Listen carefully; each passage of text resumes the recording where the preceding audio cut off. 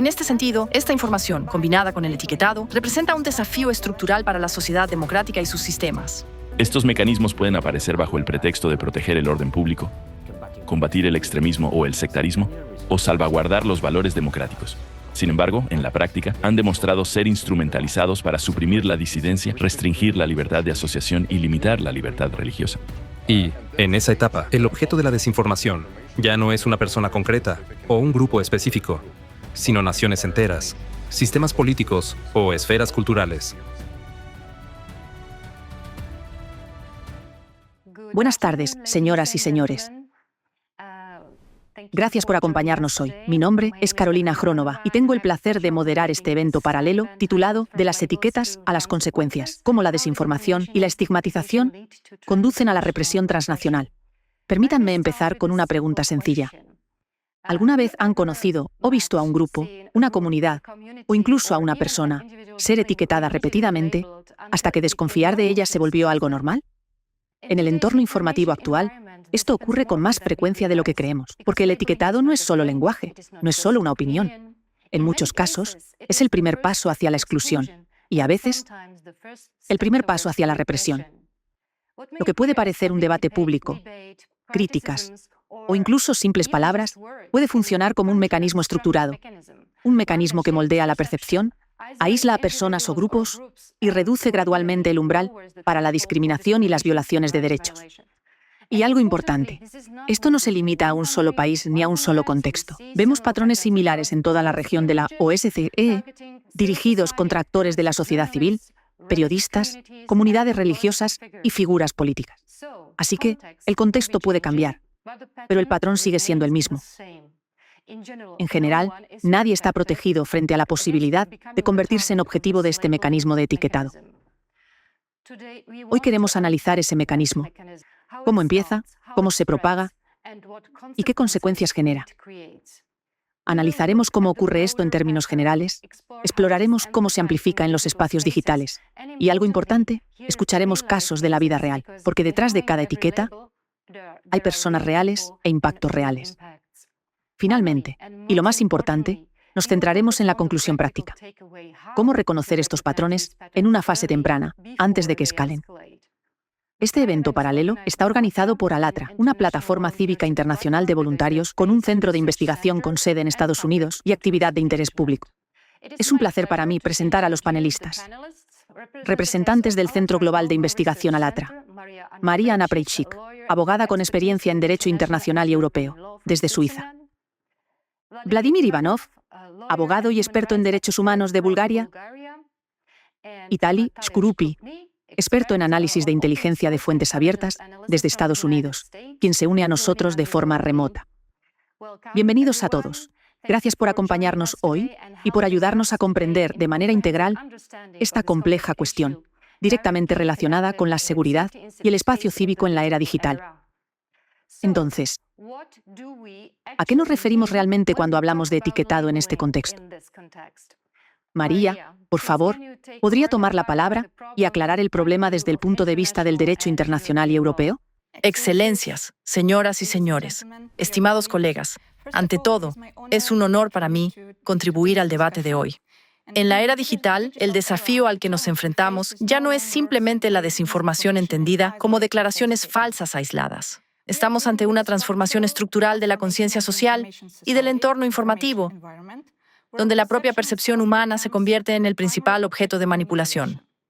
Como se destaca en el estudio del Parlamento Europeo, la lucha contra la desinformación y el derecho a la libertad de expresión, la cuestión central es la manipulación sistémica del entorno informativo, en la que se utilizan múltiples técnicas para moldear la percepción e influir en el comportamiento. Dentro de este marco, el etiquetado funciona como uno de los instrumentos fundamentales de dicha influencia.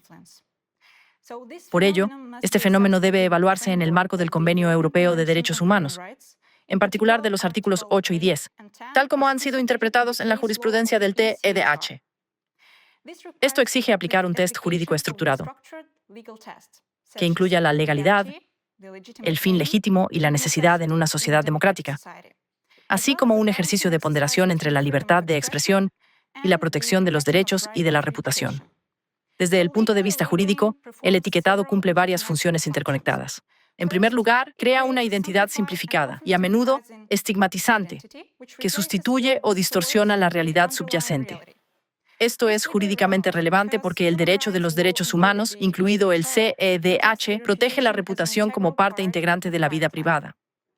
Cuando el etiquetado se repite de manera sistemática, contribuye a la formación de una percepción pública estable, lo que puede constituir una injerencia en los derechos humanos protegidos.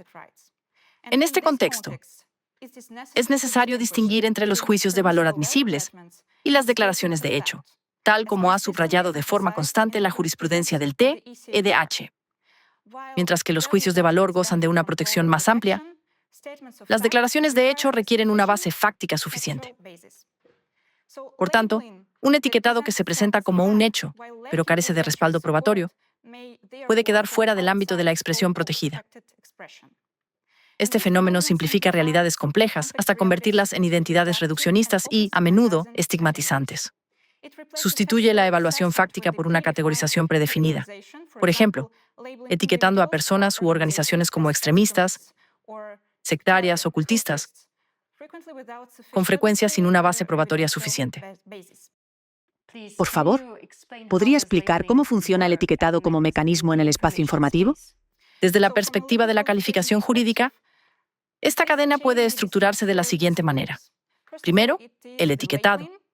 Después, la repetición, la normalización, la distorsión de la percepción, el impacto en el comportamiento y el daño jurídicamente relevante.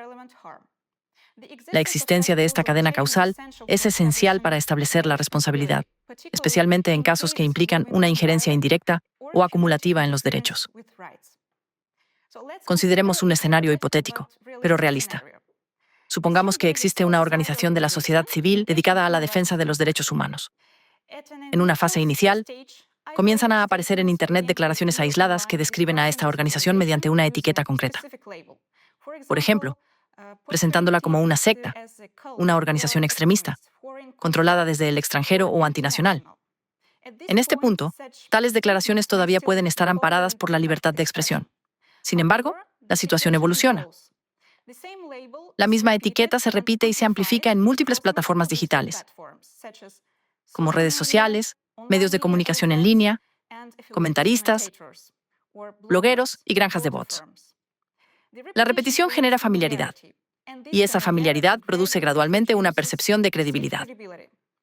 Y algo importante, no se aporta ninguna prueba sustancial. En su lugar, la propia etiqueta se convierte en el mensaje central. En la siguiente etapa, la etiqueta se normaliza. Ya no se presenta como una acusación, sino como una característica asumida. El discurso público empieza a cambiar.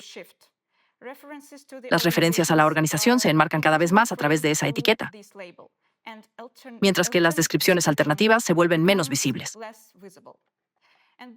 Esto conduce a la construcción de una identidad pública distorsionada de la organización. Como resultado, comienzan a surgir consecuencias tangibles. Por ejemplo, socios y donantes retiran su cooperación. Las autoridades públicas aumentan el escrutinio o imponen restricciones y sanciones. Las personas asociadas con esta organización se enfrentan a presión o a daños reputacionales. En este punto, el impacto ya no es abstracto. La capacidad de la organización para operar, asociarse y participar en la vida pública se ve materialmente afectada. Desde una perspectiva jurídica, este escenario ilustra cómo el etiquetado, cuando está integrado en un proceso sistemático de desinformación, puede afectar a múltiples derechos protegidos. El derecho a la reputación como parte de la vida privada, la libertad de asociación, cuando se ve perjudicado el funcionamiento de la organización, e, indirectamente, la libertad de expresión, a través del efecto disuasorio tanto sobre la organización como sobre otros actores que observan estas consecuencias. Finalmente, emerge un efecto social más amplio. Al observar las consecuencias que afronta la organización atacada, otros actores pueden empezar a evitar actividades similares o abstenerse de expresar determinadas opiniones por miedo a consecuencias sociales, profesionales, legales o reputacionales. Esto se conoce como efecto disuasorio, una situación en la que las personas empiezan a limitar su propio comportamiento o su discurso, no porque algo esté formalmente prohibido, sino porque los riesgos percibidos se vuelven demasiado altos. Este ejemplo demuestra que la relevancia jurídica del etiquetado no reside en la declaración inicial, sino en su papel dentro de un proceso acumulativo y estructurado, capaz de producir una injerencia concreta y medible en los derechos humanos. En este sentido, la desinformación combinada con el etiquetado constituye un desafío estructural para la sociedad democrática y sus sistemas. Muchas gracias. Muchas gracias por exponer el marco general y el mecanismo que subyace a estos procesos. Esto nos lleva a una cuestión crucial desde la perspectiva jurídica. ¿En qué momento se produce el paso de una expresión de opinión protegida jurídicamente a una cuestión jurídicamente relevante? Ahora quisiera dar la palabra a Vladimir Ivanov, abogado y ex juez de arbitraje, especializado en derechos humanos y en litigios relacionados con el CEDH. Gracias, Carolina. Estimados colegas, distinguidos participantes, señoras y señores. Partiendo de lo que acaba de exponerse, la cuestión clave ahora es determinar en qué momento este proceso pasa del ámbito de la expresión protegida al ámbito de la relevancia jurídica.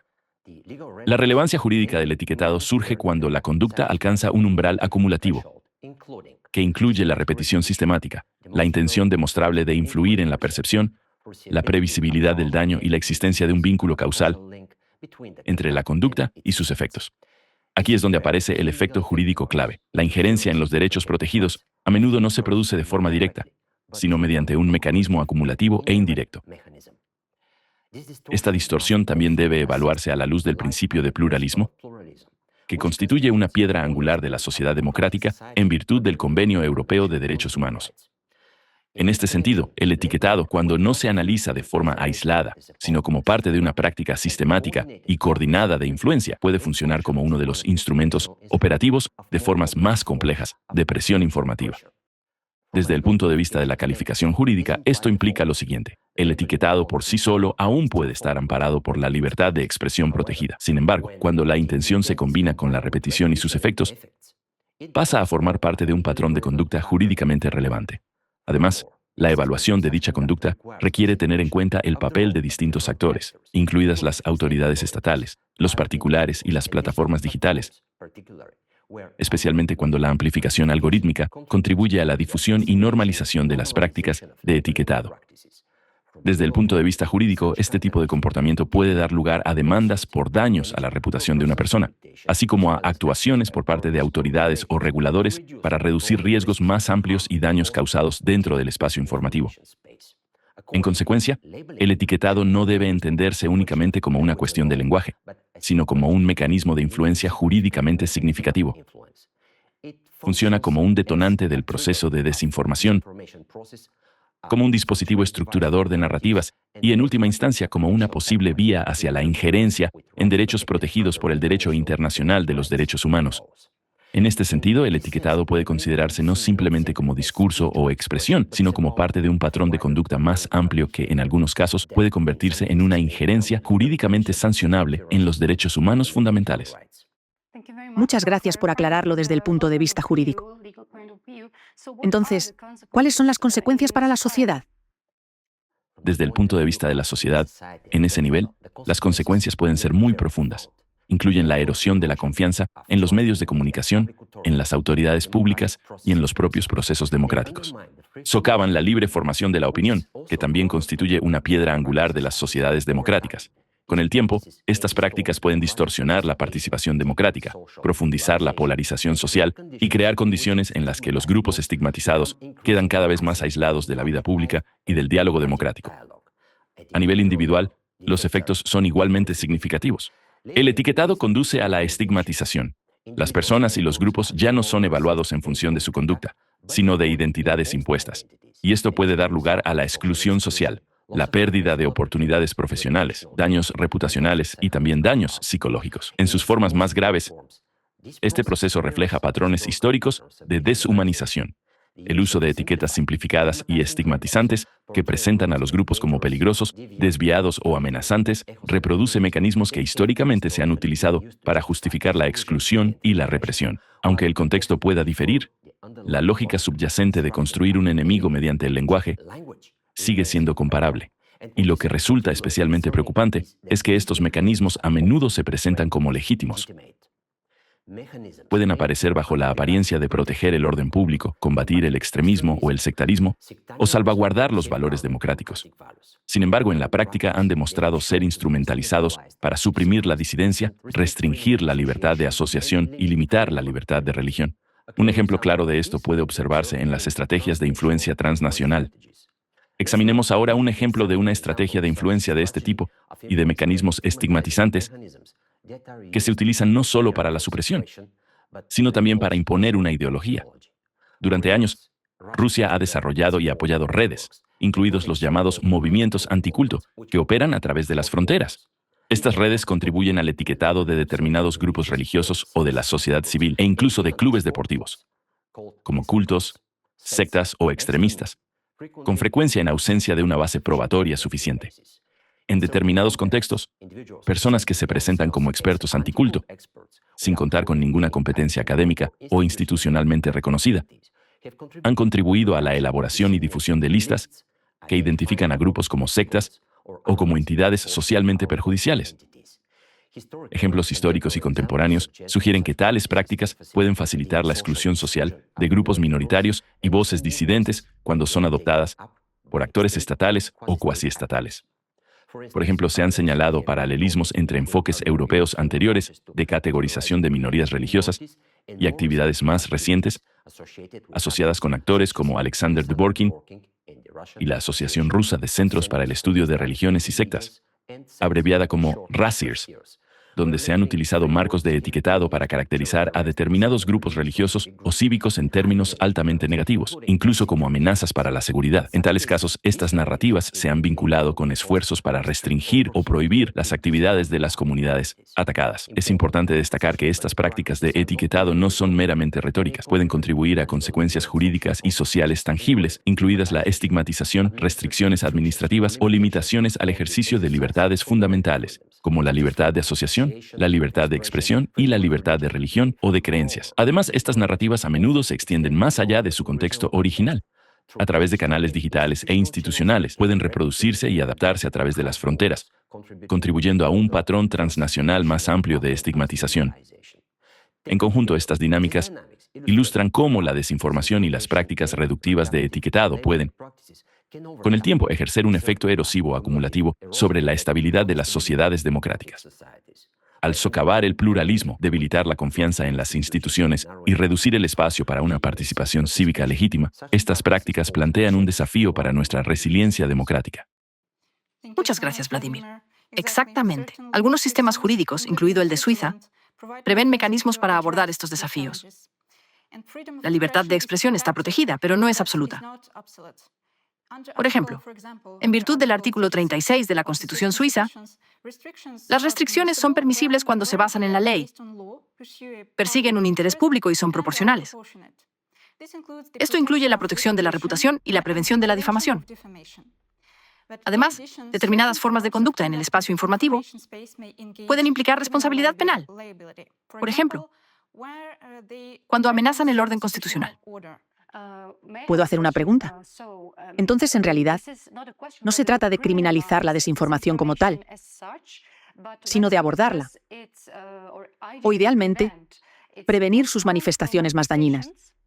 Sí, al mismo tiempo, la jurisprudencia, incluida la del Tribunal Federal Suizo, subraya que el debate abierto y el acceso a información diversa siguen siendo esenciales.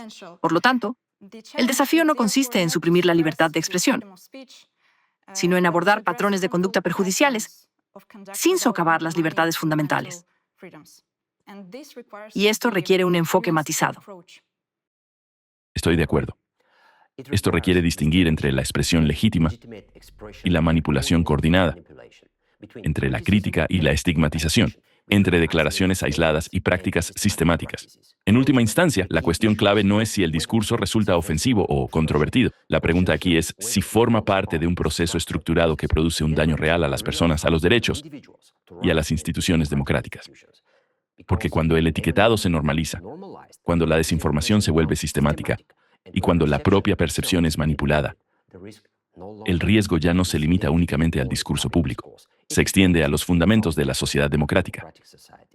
Y en ese punto, la protección de los derechos humanos requiere no solo reaccionar ante las consecuencias, sino reconocer el mecanismo en la etapa más temprana posible. De acuerdo, queda claro. Entonces, eso significa que si el etiquetado como forma de desinformación se repite de manera continua y también intencional, algo que, puedo imaginar, es muy difícil de probar, es decir, demostrar que realmente es intencional, está conectado con toda una cadena de consecuencias que siguen un patrón similar. Y al mismo tiempo, como muestran muchos ejemplos de la vida real, es muy difícil defenderse frente a ello. Tali, por favor, me gustaría invitarle a contribuir también como analista o SINT, analista de inteligencia de fuentes abiertas. ¿Puede darnos algunos ejemplos reales de prácticas de desinformación mediante etiquetado que sigan el patrón descrito teóricamente por nuestros abogados? Por supuesto, lo que estamos abordando no es un proceso aleatorio o caótico, como ya han demostrado nuestros abogados. Sigue un patrón reconocible, que puede describirse analíticamente como una secuencia de etapas interconectadas, patrones de repetición, amplificación, sincronización de narrativas, referencias cruzadas entre distintos actores y encuadre coordinado. Pueden identificarse a menudo mediante el análisis de fuentes abiertas. Desde una perspectiva OSINT, esto es importante, porque estos patrones no están ocultos. Dejan rastros. Pueden identificarse, analizarse y comprenderse. Un rasgo típico que desempeña un papel importante en el proceso de estigmatización es el encuadre experto, o, más precisamente, cuasi experto. En este punto, la etiqueta inicial se refuerza mediante referencias a la autoridad, expertos, analistas o especialistas, que le otorgan una apariencia de legitimidad, incluso cuando las afirmaciones subyacentes no han sido probadas, pueden permanecer sin verificar o insuficientemente fundamentadas. Sin embargo, la narrativa ya se está difundiendo. De acuerdo, entonces, ¿cómo nos ayuda realmente el OSINT a identificar estos mecanismos en la práctica? El etiquetado puede identificarse a menudo a través de patrones recurrentes y observables dentro del entorno informativo.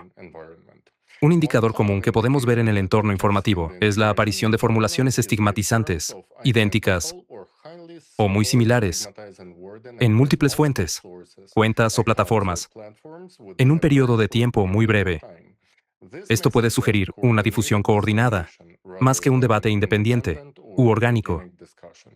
En la práctica, es importante no centrarse únicamente en publicaciones individuales o declaraciones aisladas, sino en patrones de comportamiento más amplios. Es decir, quién amplifica a quién, cómo viajan las narrativas entre plataformas y con qué rapidez un determinado encuadre empieza a repetirse en redes interconectadas. Otro indicador relevante es la presencia de repetición narrativa a lo largo del tiempo, incluso cuando acusaciones concretas son cuestionadas, corregidas o siguen sin probarse.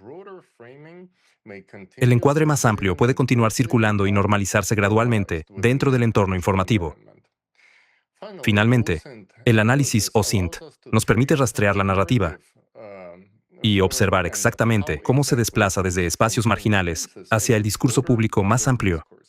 En un determinado momento, las audiencias pueden dejar de distinguir entre la evidencia original, el comentario repetido y la interpretación amplificada. La propia narrativa empieza a funcionar como un punto de referencia aceptado. Los entornos digitales, sin embargo, conservan patrones de interacción, temporalidad, repetición y comportamiento en red que pueden examinarse y compararse de manera sistemática. Entonces empezamos a sentir cierta curiosidad. ¿Existen señales o patrones específicos que indiquen realmente esta amplificación coordinada? Absolutamente. Observamos estos casos de manera comparativa. Y lo que vemos es que es posible identificar distintos niveles de escalada dentro de las dinámicas de desinformación. En el nivel más básico, observamos campañas de difamación relativamente simples, dirigidas contra personas o grupos específicos, mediante acusaciones repetidas, etiquetas estigmatizantes o ataques reputacionales. Se describen como simples no porque su impacto sea menor, sino porque el mecanismo en sí es comparativamente directo y menos sofisticado desde el punto de vista estructural. Aunque los métodos utilizados en estos casos puedan parecer relativamente sencillos, sus consecuencias, aún así, pueden ser devastadoras. Un ejemplo útil de esta dinámica puede observarse en el caso de los testigos de Jehová en Rusia. En una etapa inicial, el grupo fue presentado repetidamente a través de una narrativa estigmatizante, por ejemplo, como una secta peligrosa, una secta totalitaria, una organización extremista o socialmente perjudicial, utilizando un encuadre cuasi experto. Estas narrativas circularon a través del discurso mediático, de actores anticulto y de diversas formas de encuadre cuasi experto. En la pantalla, ahora mismo, pueden ver un fragmento de un artículo de Alexander Dworkin, a quien Vladimir ya ha mencionado hoy. Es su artículo sobre los testigos de Jehová. En el texto citado, la organización no es simplemente criticada por motivos teológicos, jurídicos o sociales. Se la presenta como una amenaza existencial para la sociedad, una secta totalitaria, una estructura que supuestamente drena los recursos humanos y financieros de la nación. Y, en última instancia, se la compara con un tumor canceroso que consume el cuerpo social. La comparación con un tumor canceroso resulta especialmente perturbadora porque enmarca implícitamente la eliminación o destrucción del objetivo, como una forma de autodefensa o purificación. Precisamente por eso, las metáforas deshumanizantes se consideran indicadores altamente sensibles en el análisis de alerta temprana de narrativas extremistas y de persecuciones masivas en sus etapas iniciales. Con el tiempo, la repetición de esta narrativa contribuyó a la normalización gradual de la percepción de que el grupo representaba una amenaza y de que la solución requería la intervención del Estado. Esta retórica fue seguida por una escalada procedimental que incluyó investigaciones, restricciones, incluso torturas, y, finalmente, la designación de los Testigos de Jehová como organización extremista por parte del Tribunal Supremo de Rusia en abril de 2017, lo que prohibió efectivamente la organización y sus actividades en todo el país.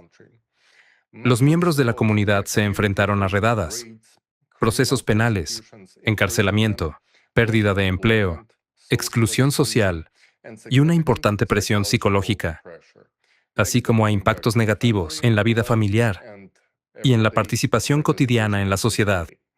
Desde una perspectiva analítica, la importancia de este caso reside en el proceso observable que precedió a las medidas legales finales. Una transición gradual de narrativas estigmatizantes a una represión institucionalizada. En casos más complejos, observamos lo que puede describirse como una dinámica de acusaciones espejo, una herramienta sofisticada que refleja un patrón transnacional más amplio de retórica anticulto y actúa a nivel transnacional. Esto ocurre cuando el mismo individuo, organización o comunidad es presentado mediante narrativas directamente opuestas en distintos entornos informativos. Desde un punto de vista analítico, esto es altamente significativo porque demuestra que el objetivo no es la coherencia factual, sino la propia estigmatización. La etiqueta específica puede cambiar según el contexto político o social, mientras que el mecanismo subyacente sigue siendo el mismo: la legitimación mediante la construcción narrativa y el encuadre repetido. Un ejemplo de acusaciones espejo es Chabad Lubavitch, el artículo que pueden ver ahora mismo en la pantalla. Es un ejemplo de la demonización de este grupo en Rusia. Por ejemplo, en Rusia, el hasidismo Chabad Lubavitch es demonizado por el mismo Alexander Dworkin y por Alexei Pavlov, un alto funcionario ruso de seguridad, mediante etiquetas como secta, agentes de Estados Unidos e incluso fascistas, por absurdo que pueda sonar. Esta acción por parte de un funcionario de tan alto rango y de un activista anticulto tenía como objetivo enviar una señal tanto a las fuerzas del orden como a los radicales, de que los representantes de Chabad no son personas con derechos protegidos constitucionalmente, sino enemigos de la sociedad y agentes peligrosos enviados desde Estados Unidos con una agenda inhumana. Esto implicaba que se podía tratar con ellos utilizando los mismos métodos empleados contra los testigos de Jehová en Rusia: incendios provocados de viviendas, palizas, casos penales fabricados, privación de la patria potestad, encarcelamiento y colocación de niños en orfanatos controlados por Razirs. Mientras tanto, en Estados Unidos, utilizando métodos de propaganda espejo, Chabad es etiquetado como una secta destructiva, como extremistas y como agentes de Putin. Desde una perspectiva analítica, este patrón se asemeja a lo que comúnmente se describe como propaganda espejo, una técnica de comunicación en la que las acusaciones se proyectan sobre los grupos atacados, de manera que invierten u ocultan la fuente original de radicalización u hostilidad. Este método ha aparecido repetidamente en entornos anticulto transnacionales, asociados con la organización rusa Razirs, encabezada por Alexander Dvorkin, la figura pública que ya hemos mencionado hoy. Por lo tanto, el aumento observable de narrativas hostiles dirigidas contra el movimiento Chabad Lubavitch no debe considerarse una serie de incidentes aislados o espontáneos. Más bien, puede entenderse como parte de un patrón más amplio de actividad coordinada y estigmatizante, difundida a través de redes anticulto e ideológicas interconectadas. De acuerdo.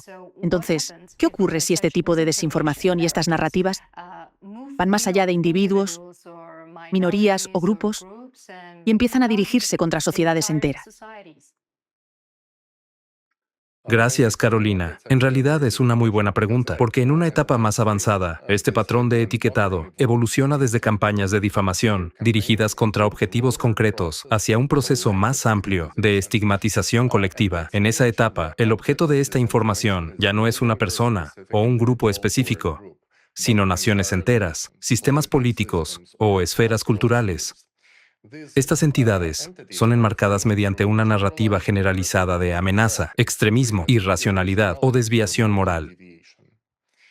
Una herramienta lingüística recurrente que observamos en esta fase es el uso de etiquetas como secta y culto, que funcionan como un atajo para la deslegitimación, implicando irracionalidad, peligro e incompatibilidad con la sociedad normal. Es importante destacar que este cambio no representa solo un aumento de escala, sino también un cambio de función. Mientras que las etapas anteriores buscan aislar a objetivos específicos, este nivel de escalada contribuye a la construcción de una imagen del enemigo a nivel social o geopolítico. Este patrón puede observarse en narrativas de estigmatización producidas en Rusia que describen a Ucrania como satánica o presentan al mundo occidental en general como una secta o un culto. Estas formulaciones suelen ser breves y tener forma de eslogan, pero son altamente eficaces para moldear la percepción, al reducir realidades políticas complejas a categorías cargadas emocionalmente.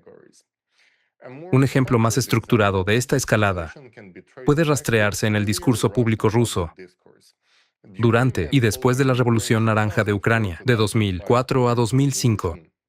En los medios rusos comenzaron a aparecer cada vez más narrativas que afirmaban que los procesos políticos en Ucrania estaban influidos o incluso orquestados por los llamados cultos o sectas destructivas. Cabe destacar que la misma figura anticulto rusa, Alexander Dvorkin, cuya retórica inició la estigmatización a largo plazo de los testigos de Jehová en Rusia, seguida posteriormente de su prohibición y represión, también promovió públicamente narrativas similares respecto a Ucrania.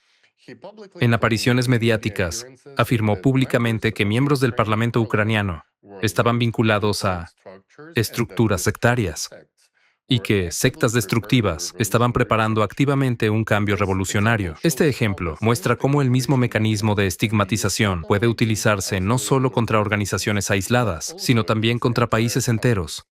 Este encuadre introdujo un modelo en el que la oposición política o la movilización civil podían reinterpretarse no como una actividad democrática legítima, sino como una manipulación ejercida por grupos peligrosos e irracionales. La misma lógica se vuelve aún más explícita en la retórica oficial posterior. En 2022, Alexei Pavlov, teniente general del Servicio Federal de Seguridad y subsecretario del Consejo de Seguridad de Rusia, publicó un artículo en el periódico Argumenti y Fakti, en el que describía a Ucrania como una hipersecta totalitaria.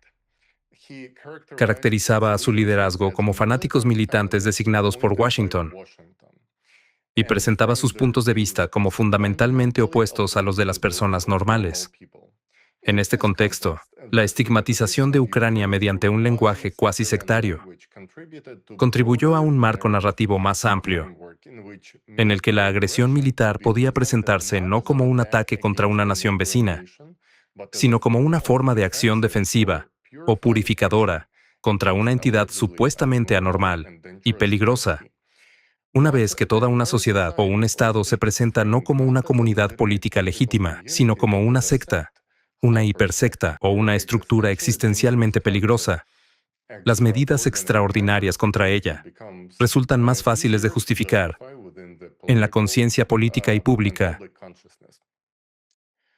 Desde una perspectiva analítica, la importancia de esta etapa reside en la normalización de la deslegitimación colectiva. El uso de retórica sectaria en este contexto ya no es incidental, se convierte en una herramienta sistémica para reformular identidades políticas, nacionales o religiosas como inherentemente sospechosas o amenazantes. Esto crea un entorno cognitivo en el que puede justificarse la hostilidad hacia poblaciones enteras y en el que una mayor escalada, incluidas acciones políticas, legales o incluso militares, puede presentarse como necesaria o defensiva. Tali, lo que ha mencionado hasta ahora es el etiquetado por parte de una red anticulto que utiliza términos como culto o secta, básicamente al principio, contra minorías religiosas. Entonces, ¿se trata ante todo de una cuestión de religión? En absoluto. Desde una perspectiva analítica, la religión suele ser solo el punto de partida, o, más precisamente, el terreno de prueba donde estos mecanismos se normalizan socialmente. Con el tiempo, los mismos patrones estigmatizantes se expanden mucho más allá de las minorías religiosas. Podemos observar una retórica similar utilizada contra organizaciones de la sociedad civil, judíos, empresas, movimientos políticos, periodistas y figuras públicas, incluso organizaciones como Amnesty International y muchas otras, han sido presentadas en determinados entornos informativos mediante narrativas que sugieren manipulación, agendas ocultas, control extranjero o influencia destructiva. Son narrativas que corresponden estructuralmente al encuadre anticulto clásico. Cada vez más, estos mecanismos también se dirigen contra partidos políticos y políticos. Una vez que el discurso político y público acepta la idea de que determinados grupos pueden ser etiquetados como irracionales, manipuladores, peligrosos o socialmente tóxicos, el abanico de posibles objetivos se amplía de forma natural. Desde el punto de vista OSINT, esto demuestra un patrón de amplificación de la estigmatización. Lo que inicialmente puede parecer una retórica dirigida contra comunidades religiosas específicas, evoluciona gradualmente hacia un instrumento más amplio de deslegitimación que afecta a diversas partes de la sociedad democrática. Un ejemplo de ello es también ALLATRA, nuestra organización. Para quienes no estén familiarizados con ella, ALLATRA comenzó como una iniciativa de voluntarios centrada en la investigación climática y medioambiental. Gradualmente, se desarrolló hasta convertirse en una plataforma cívica internacional con participantes en más de 180 países, dedicada a la investigación sobre el clima, la geodinámica y los riesgos medioambientales, a la sensibilización global sobre estas amenazas y al fomento de la cooperación y el diálogo internacionales para abordar desafíos existenciales y proteger los derechos humanos. Desde una perspectiva analítica, el caso de ALLATRA es significativo no solo por la propia retórica estigmatizante, sino porque demuestra cómo tales narrativas pueden evolucionar hacia graves consecuencias jurídicas y sociales. Tras la publicación de materiales analíticos relacionados con el clima que fueron criticados por determinados actores en Rusia, Alatra comenzó a ser etiquetada en el espacio informativo ruso con términos como secta, culto destructivo y secta totalitaria.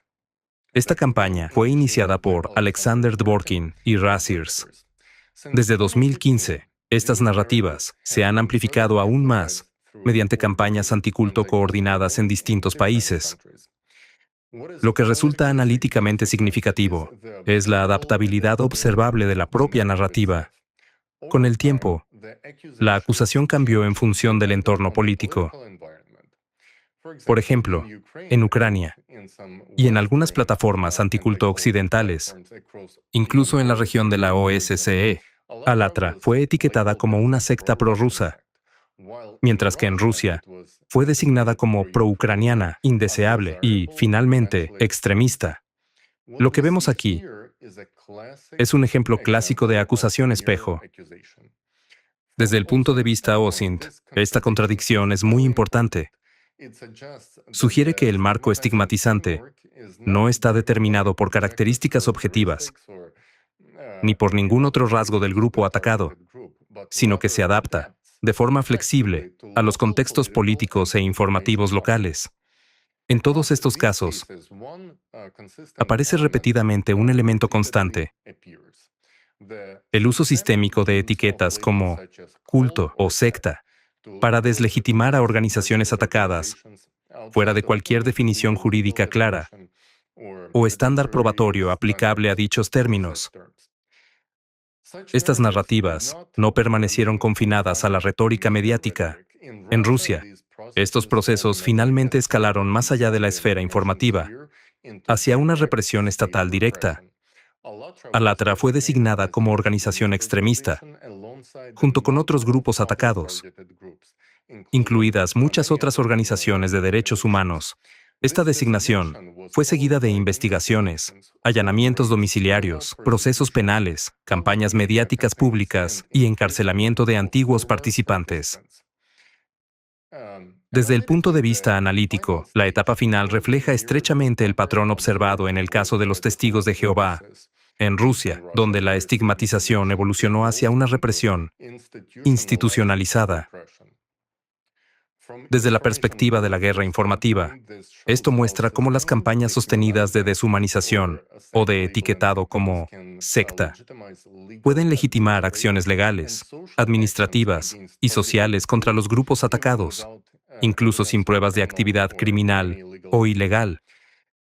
Como indican los casos que hemos analizado hoy, y muchos otros, las campañas de estigmatización se originan en el centro ideológico ruso Razirs, y sus narrativas son promovidas y amplificadas por actores de la red anticulto en todo el mundo, adaptando las narrativas a las audiencias locales, pero manteniendo el mismo objetivo: deslegitimar y deshumanizar al objetivo. El peligro de la estigmatización es que, cuando se realiza de acuerdo con la metodología de Razirs, el manual ruso de Razirs, puede conducir a consecuencias jurídicas para personas inocentes. Estas personas pueden quedar efectivamente privadas de derechos fundamentales, sin procedimientos formales ni pruebas verificadas, y, finalmente, el inicio de la persecución, basada no en hechos, sino únicamente en etiquetas, es lo que vemos en todos estos casos. En conclusión, desde una perspectiva OSINT y de resiliencia democrática, la información que hemos analizado hoy demuestra que las narrativas estigmatizantes, a menudo amplificadas de manera repetida y normalizadas, se utilizan como mecanismos que legitiman la exclusión, la represión y las restricciones de los derechos fundamentales, mucho más allá del ámbito religioso. Reconocer estos patrones a tiempo es esencial para proteger el espacio cívico, el pluralismo y las propias sociedades democráticas. Muchas gracias por su atención. Sí, diría que lo que estos casos demuestran en distintos contextos y niveles de escalada es la coherencia del mecanismo subyacente. ya sea que observemos campañas de difamación dirigidas contra individuos, una estigmatización más amplia de comunidades o dinámicas complejas de acusación, espejo en diferentes países. Los mismos patrones aparecen repetidamente. Uno de los elementos comunes más llamativos es el uso sistemático de etiquetas estigmatizantes específicas, como secta, culto o secta totalitaria. Estos términos aparecen en una amplia variedad de casos, independientemente de la naturaleza, la estructura o las actividades reales del grupo atacado. Es importante subrayar que el término secta no constituye una categoría jurídica, y no existe en el mundo un marco legal establecido que lo defina como concepto jurídico. Como resultado, su uso queda fuera del ámbito de la calificación jurídica y pertenece más bien al terreno del etiquetado valorativo o retórico. En la práctica, esto permite que el término se aplique de manera altamente flexible y discrecional en el discurso público, a menudo sin criterios jurídicos objetivos ni estándares probatorios. Muchas gracias por su conclusión sobre los casos. Bien, el proceso que hemos descrito puede traducirse, por lo tanto, en varios indicadores prácticos que pueden ayudar a identificar posibles patrones problemáticos en tiempo real. El primer indicador es el etiquetado estigmatizante, el uso repetido de términos reductivos y emocionalmente cargados que sustituyen la descripción factual y asignan identidades negativas sin pruebas suficientes. El segundo es el encuadre experto no verificado, cuando las afirmaciones se refuerzan mediante referencias a la autoridad, sin una metodología transparente, ni pruebas verificables de forma independiente. El tercer indicador es el encuadre en términos de seguridad, un desplazamiento desde preocupaciones sociales o culturales hacia el lenguaje del extremismo, el peligro público o la seguridad nacional, a menudo antes de que se haya establecido una fundamentación fáctica. El cuarto es la escalada procedimental, cuando las narrativas mediáticas o las acusaciones empiezan a desencadenar acciones oficiales, como denuncias, investigaciones, medidas administrativas o procedimientos judiciales derivados de la misma narrativa original. Y finalmente, están los efectos de aislamiento social y funcional, como la pérdida de empleo, la exclusión social, el daño a las relaciones y el daño psicológico, que a menudo se producen independientemente de si las acusaciones originales llegaron alguna vez a ser fundamentadas. La presencia acumulativa de estos indicadores puede señalar un patrón más amplio que requiere un examen cuidadoso, especialmente en lo que respecta a la proporcionalidad, los estándares probatorios y la equidad procesal. El reconocimiento temprano de estos patrones es fundamental, porque una vez que estos procesos escalan, las consecuencias pueden volverse difíciles o incluso imposibles de revertir. Tengo una pregunta para usted, Tali. ¿Es posible? Sí. De acuerdo. Ha descrito la problemática desde el punto de vista OSINT.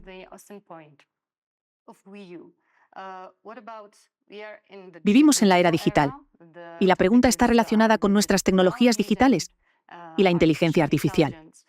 Existen determinados patrones. ¿Puede la IA ayudarnos a detectar estos patrones antes de que realmente empiecen a causar daño a la sociedad, al grupo atacado o a personas concretas? Absolutamente. La IA es una herramienta muy eficaz que puede ayudar a identificar manipulaciones. Por ejemplo, identificar información en línea dirigida específicamente a atacar y deshumanizar a grupos u organizaciones en etapas tempranas. Porque, como hemos comentado hoy, un elemento muy específico es la aparición simultánea de las mismas narrativas deshumanizantes en diversas plataformas. Por lo tanto, si utilizamos aprendizaje automático e inteligencia artificial para identificar esa aparición anómala de artículos concretos u otros contenidos informativos dirigidos contra grupos específicos en un periodo de tiempo muy determinado, esto ya puede marcarse como una anomalía y ayudar a identificar tales intentos en etapas tempranas. Y esta sería una forma concreta de distinguir entre la expresión individual de opiniones y las narrativas organizadas. Por otro lado, Hay otra capa en este asunto, porque, como hemos hablado respecto a la red anticulto, el proceso comienza con la difusión de información en los medios de comunicación, pero la siguiente etapa es el uso de sus cuasi expertos en los sistemas judiciales. Así como Alexander Dworkin logró penetrar en organismos estatales y gubernamentales en el territorio ruso, su red y los agentes de la red anticulto, que trabaja con la RASIRS rusa, intentan constantemente implementar el mismo marco en diversos países occidentales, presentándose como expertos o pseudo-expertos, que es lo que son en realidad, pero intentan constantemente impulsar sus llamadas opiniones expertas en los tribunales, básicamente inundando el sistema judicial con dictámenes periciales copiados y pegados. En Rusia, por ejemplo, Dworkin ha producido una enorme cantidad de dictámenes periciales, que en realidad son opiniones copiadas y pegadas a partir de la misma plantilla contra miles de personas y organizaciones. Para hacer una comparación, cuando un estudiante prepara un trabajo de fin de grado o de máster, ese trabajo debe pasar por herramientas especiales de detección de plagio. Pero en el sistema judicial, los dictámenes periciales copiados y pegados no se revisan, verifican ni examinan de otra manera, no solo en cuanto a su legitimidad, sino tampoco en cuanto al plagio. En este caso, las herramientas de IA y las soluciones específicas de inteligencia artificial también pueden llevar a cabo un proceso de verificación de los dictámenes periciales presentados ante los tribunales por distintos expertos, o, en este caso, pseudo-expertos, que representan a la red anticulto, afiliada a Alexander Dworkin y a la RASIRS rusa, para verificar si realmente se realizó un peritaje, o si se trataba simplemente de una opinión pseudopericial, copiada y pegada de artículos y de otros dictámenes periciales, elaborados por los mismos agentes de la red de Alexander Dworkin. En cuanto a las posibilidades de aplicar positivamente las tecnologías actuales para detectar este tipo de patrones, aquello que hoy podemos considerar insignificante no son meras narrativas abstractas. Mañana, estas pueden convertirse en una justificación para la discriminación, la represión o incluso la violencia. Precisamente por eso, su detección temprana resulta crucial. Les agradecemos mucho su atención y su presencia. Si este análisis les ha parecido interesante, les agradeceríamos mucho que siguieran de cerca la evolución de este tema. La protección del espacio cívico requiere prestar atención no solo a las manifestaciones visibles de la represión, sino también a las narrativas que hacen que dicha represión resulte aceptable a ojos de la sociedad.